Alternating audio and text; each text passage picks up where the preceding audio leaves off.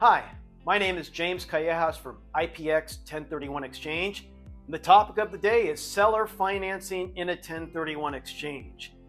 Now, quite often I get a client that calls me and says, James, I want to do a 1031 exchange. My buyer actually only has so much money and they would like me to carry a portion of that money.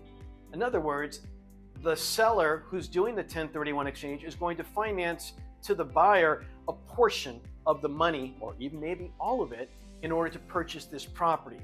Now, seller financing combined with the 1031 exchange is very challenging because that portion, whatever the note size is not going to more than likely go into the 1031 exchange. And eventually, when the seller does receive that money, they will be taxed on that principal.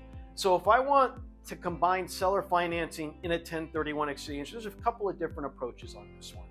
Number one, if let's say I sell for $1 million and I'm going to finance $200,000 to the buyer, they're going to come in with $800,000.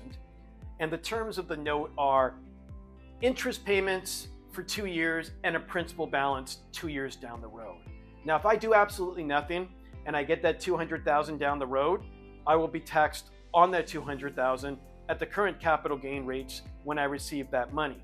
A way around this is if I actually have that kind of money, I will bring $200,000 into escrow, so all the money goes through the 1031 exchange towards the replacement property, no taxable consequence because everything went through the exchange. So when I get the $200,000 2 years down the road, I'm not going to get hit with those capital gains tax.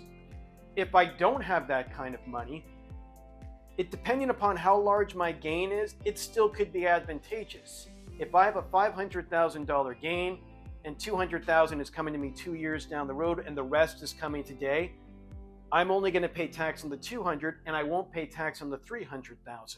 So depending upon the size of the note, the terms of the note, and whether me as the seller has the ability to bring in proceeds to match that size of the note or partially match that size of the note, will determine whether or not seller financing is something that is even worth doing in my 1031 exchange. Now, these can be very complicated and all scenarios are different, so please feel free to contact me so I can walk you through a seller financing situation and make sure whether or not it's useful to you or not.